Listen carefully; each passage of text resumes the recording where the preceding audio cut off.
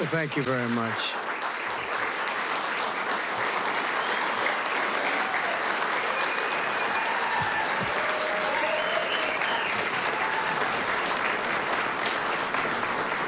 Thank you very much, everyone. And I'd like to start by saying that our country is doing very well. Things are, as you can see, doing quite well. Please sit down. Before we begin, I just want to announce that I signed a proclamation a few moments ago honoring the 250th anniversary of Patrick Henry's famous speech to the Second Virginia Convention, in which he declared very well-known, very famous words, "Give me liberty or give me death." Has anyone heard the phrase? I think most of you have.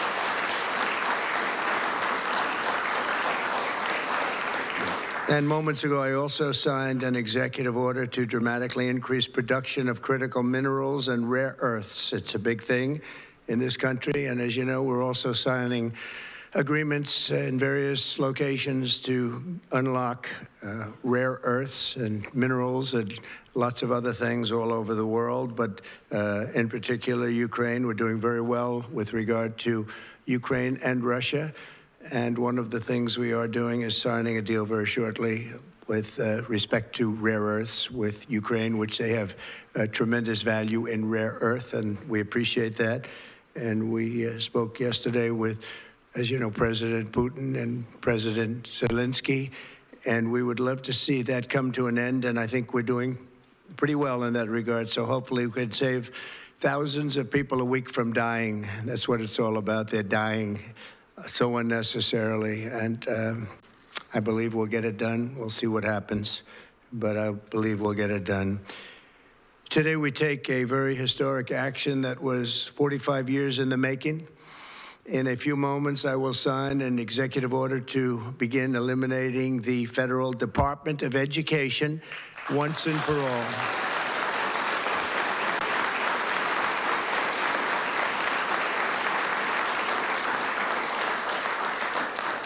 And it sounds strange, doesn't it? Department of Education, we're going to eliminate it, and everybody knows it's right.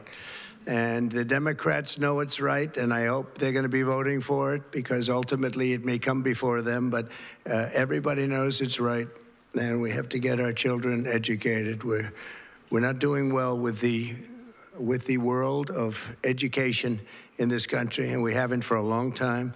And we're pleased to be joined today by the woman who I chose because she's an extraordinary person, and hopefully she will be our last Secretary of Education, Linda McMahon. Linda, thank you. Thank you very much. That's another interesting statement. It's an interesting opening, right? But it's true, and people, you know, it's been amazing how popular this has been. I tell people that this is what I'm doing today, and they say, oh, it's about time. Everybody says it. Republicans and Democrats have said it. They're all saying it. Also with us are some terrific people. Governors Greg Abbott. Greg, thank you very much. Governor Ron DeSantis, thank you very much, Ron. Mike Braun, congratulations on your victory, Mike. That was a big one.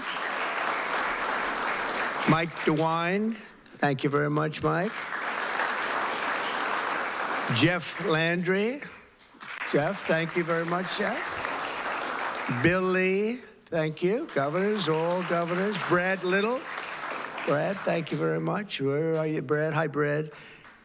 Jim Pilan, thank you very much, Jim. And Kim Reynolds. These are all people very interested in education.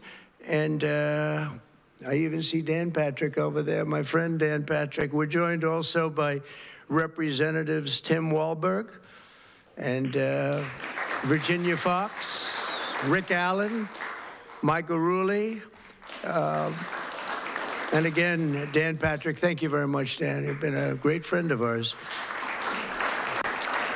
And State Attorneys General Ken Paxton. Ken, I see you there. Andrew Bailey. Andrew, what a job you've done, Andrew. You have some good cases going.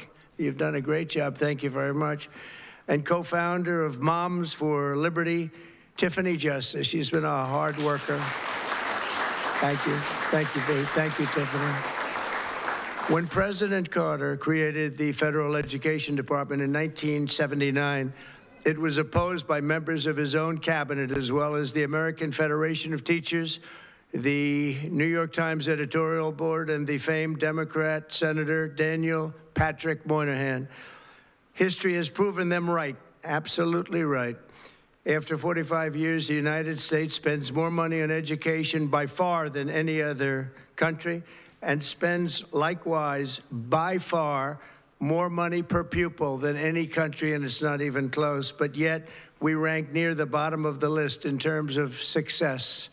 It's an amazing stat. Those are two stats you don't want: the most money spent per pupil, and you're at the bottom of the list. And that's where we are, like it or not, and we've been there for a long time.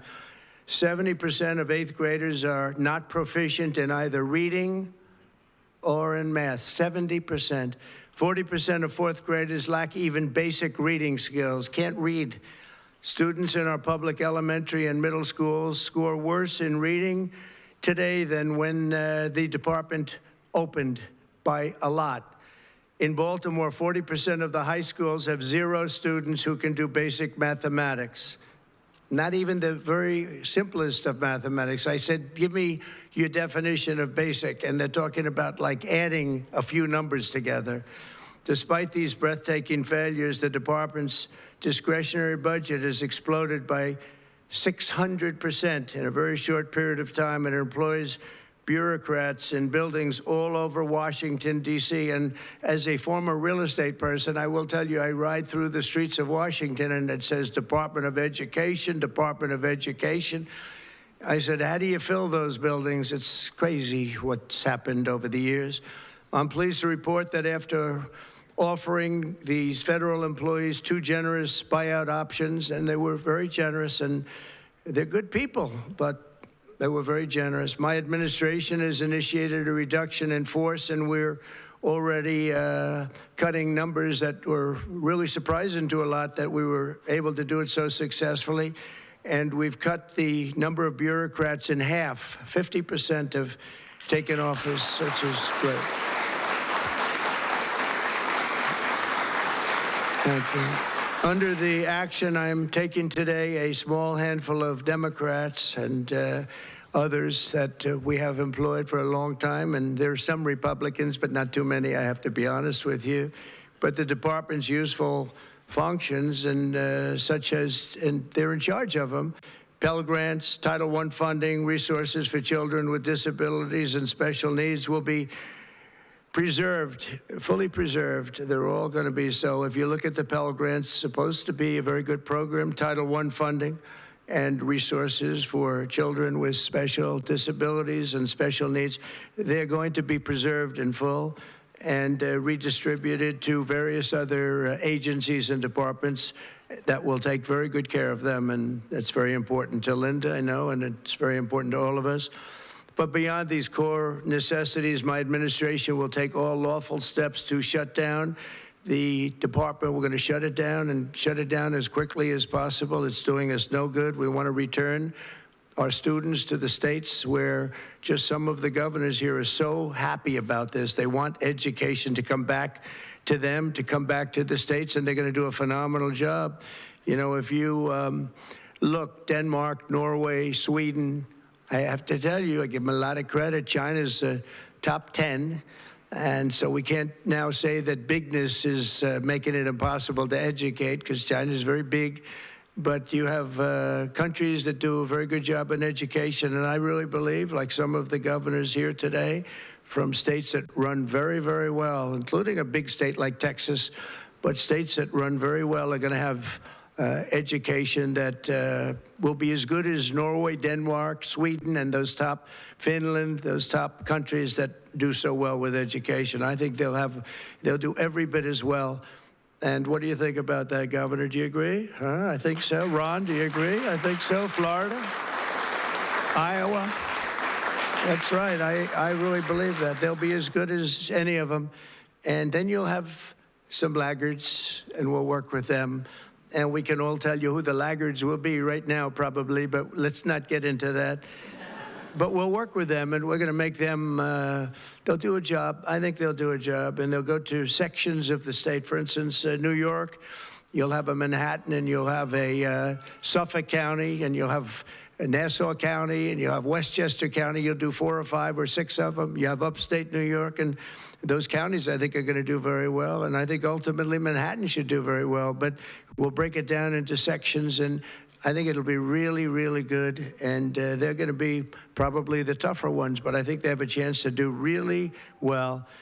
But we're going to be returning education, very simply, back to the states where it belongs, and this is a very popular thing to do, but much more importantly, it's a common sense thing to do, and it's going to work. Absolutely, it's going to work, and I can tell you from dealing with the governors and others in the state, they want it so badly. They want to take their children back and really teach their children individually. Probably the cost will be half, and the education will be maybe many, many times better. So we look forward to this. I want to just make one little personal statement. Teachers, to me, are among the most important people in this country, and we're going to take care of our teachers. And I don't care if they're in the union or not in the union. That doesn't matter. But we're going to take care of our teachers, and I believe the states will take actually better care of them than they are taken care of right now. They'll work all sorts of systems and even merit systems. Those great teachers are going to be maybe a little bit better rewarded, or maybe that's the way it should be, but the states are going to make that decision. But we're going to love and cherish our teachers along with our children, and they're going to work with the parents, and they're going to work with everybody else, and it's going to be an amazing thing to watch, and it's really going to be something special. And Linda, you're presiding over something that's so important, and you're going to do a fantastic job, just like you have your whole life. I know your whole life I've been watching you. I've been watching you for a long time. She's had nothing but success. So it's tremendous to have you, and hopefully you won't be there too long, but we're going to find something else for you, Linda, okay?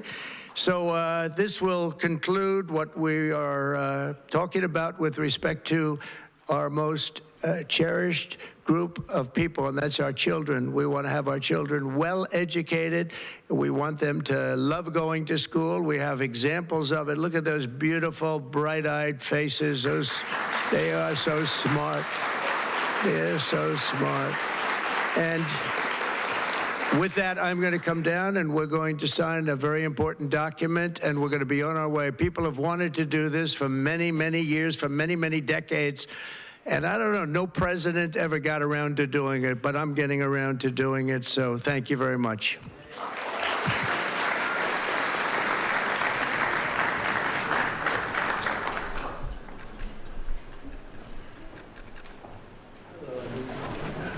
Good-looking people here.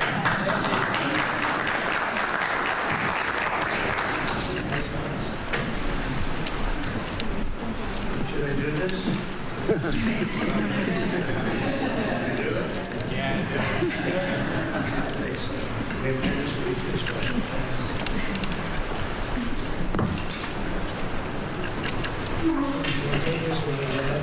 was very lucky. I saw another document that turned out to be very good for the country, and I said, let's use that same pen. I don't know, is anybody superstitious? Let's use that same pen.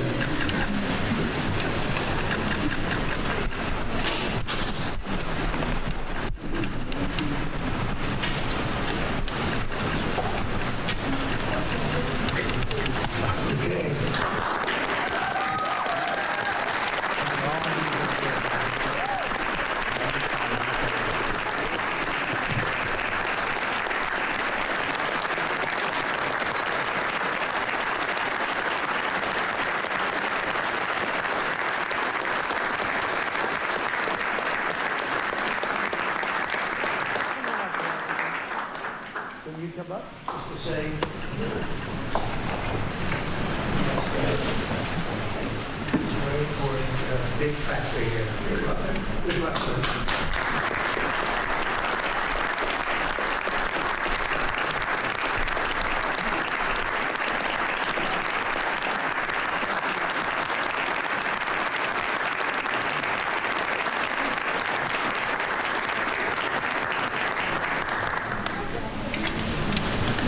Thank you very much. Thank you.